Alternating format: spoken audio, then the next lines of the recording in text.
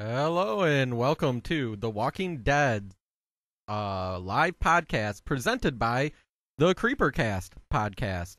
I'm Jason, and with me always is Jeff. All right, anyway, so last week was called, what was it? Tell It to the Frogs. Yes, it was. And for that, I need to find my notes. Where did I put all my notes? I have no idea. I've got you're better prepared than usual. I know, it's odd. Okay, so last week, one of the, basically, it starts off where they all start off where the, last one ended off. And last week, we had Dixon, who was, what's his name, Merle Dixon? Yeah. He was stuck up on the roof, handcuffed to whatever that thing was, big pipe.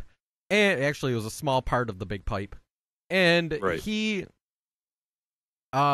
started, basically, you saw a change in him from being really mean to, basically finding God for, what, a minute?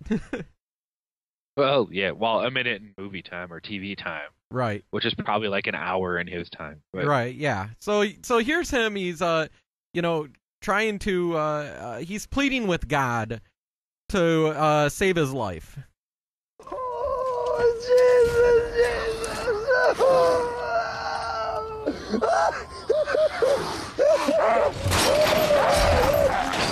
Please. Oh, Jesus, please. I know I'm being punished. I know. Oh, I deserve it. I've been bad. Help me now. Show me the way. Tell me what to do. Tell me.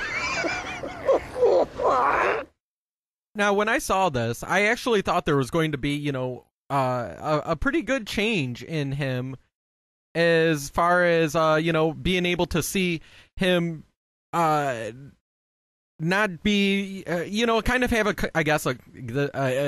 definite coming to Jesus moment. Where, rather than being a dick to everyone, he kind of calms down and, realizes that, he has to play nice with people, otherwise he's going to die. And that was short-lived.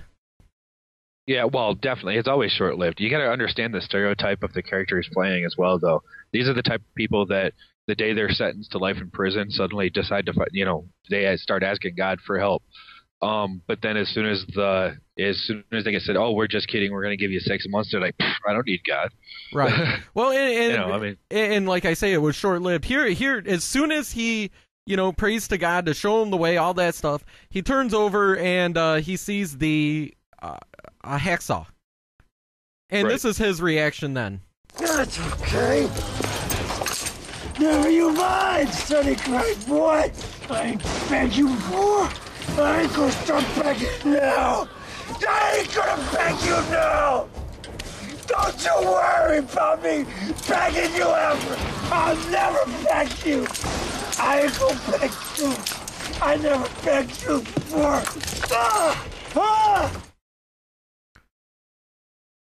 So, like I say, the coming to Jesus moment, very short-lived.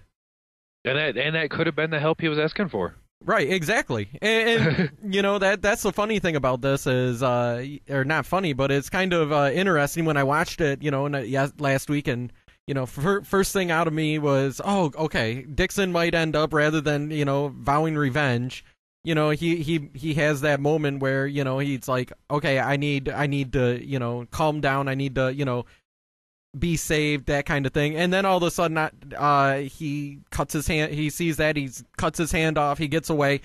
My question is, what's he going to do now? That is a good question. And he does have one last hand, so at least we know he can't snipe them because he can't hold the rifle. No, but the hand that he has is his trigger hand. Oh, good point. So, well, hopefully with his brother leading the rescue team. Yeah. And so that was the beginning. The main crux of last week's, yeah, it was one day ago.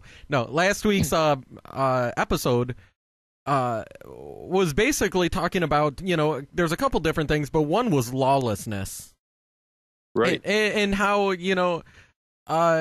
without a any type of civilization that, kind of enforces laws, it becomes a might makes right. Yeah, and we kind of talked about this on the first episode too, is where, the law kind of gets thrown out the window, like even Rick said, is that that was the second episode, I believe, but where Rick even said, I don't think that matters right now. I mean, nobody else wants it when it came to the jewelry and such. The same type of situation is building. Right, and, in this one we're showing that even people that need each other to survive, it's still whoever is the biggest badass is the one that kind of rules it.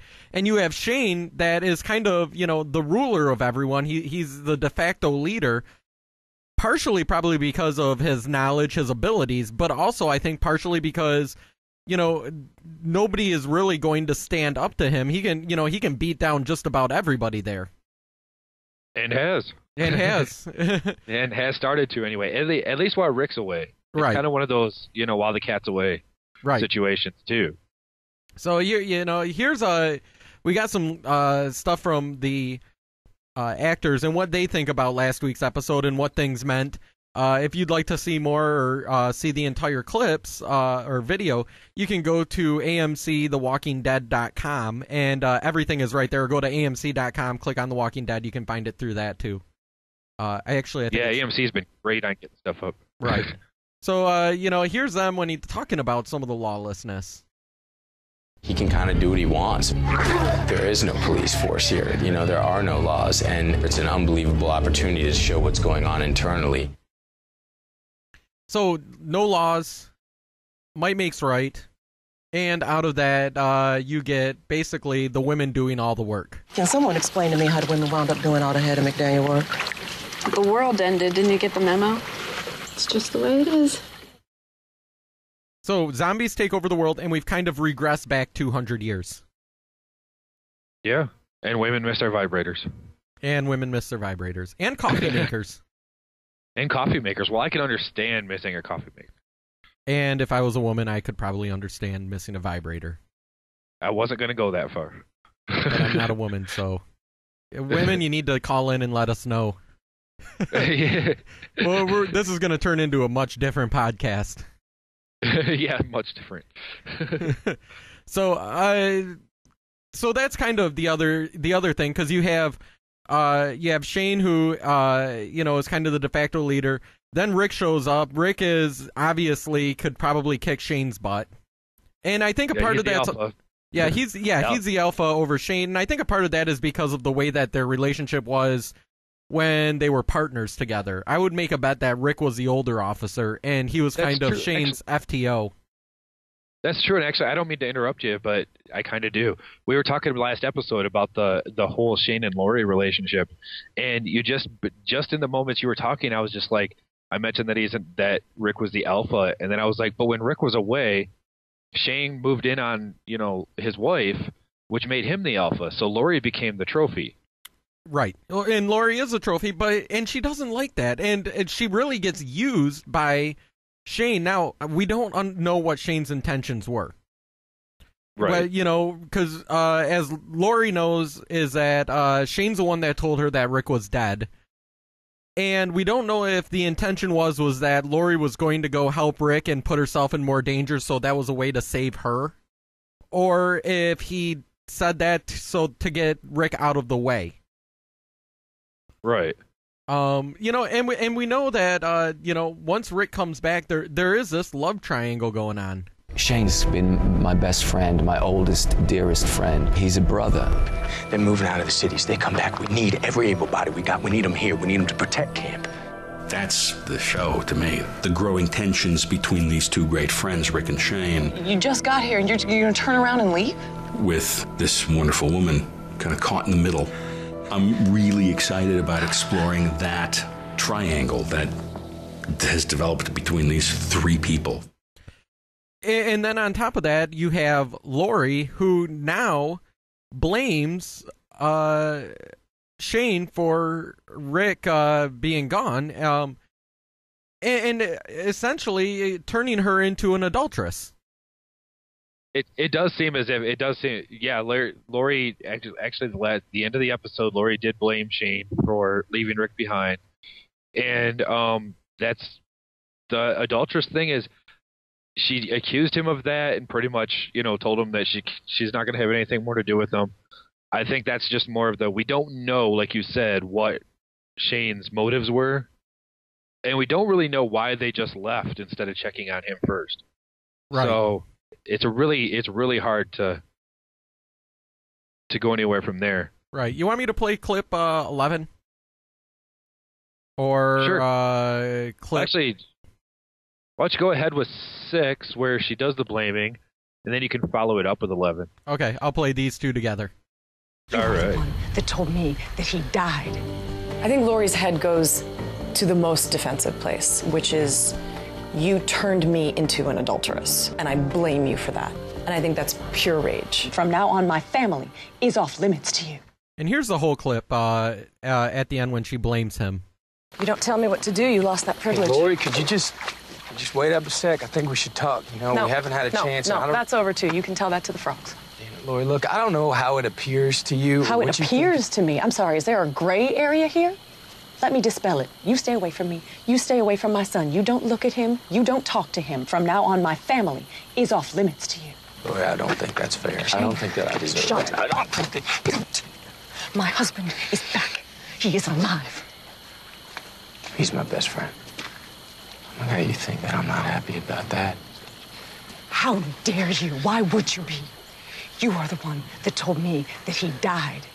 You son of a bitch.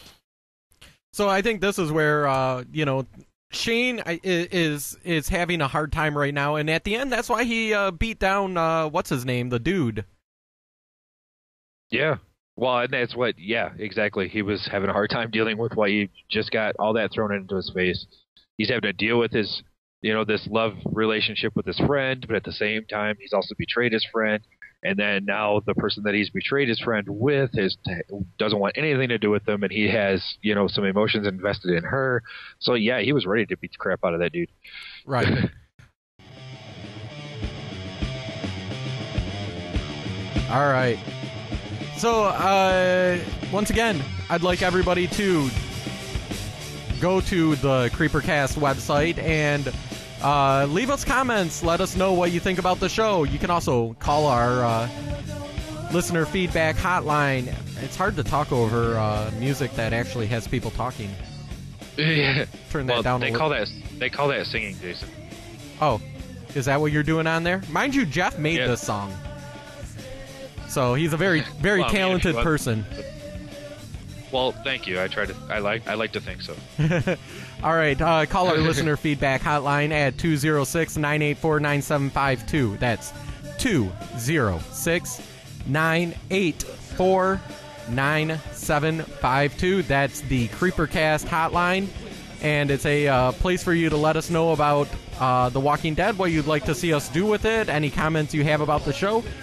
If you don't feel like calling us, which we would love for you to call us, send us an email at thecreepercast@gmail.com. That's thecreepercast@gmail.com. If you're on Twitter, follow us, and you can message us on there and get all the updates that we have. And on Facebook, you can become a fan on Facebook and not only follow us, but interact. I know Jeff writes a lot on Facebook. Well, I don't do it as much as I should, but yes, when I do it, I do it a lot. All right. But I'd love to see more people on Facebook, and to get some interaction from people would be awesome too. Yeah, and let us know what you think. I know we have a lot of listeners with this, so call in, and I'd like to keep it going. All right. I will talk to you later, Jeff. See you Wednesday for the Creepercast podcast. Yes, we will. See you. All right. Goodbye.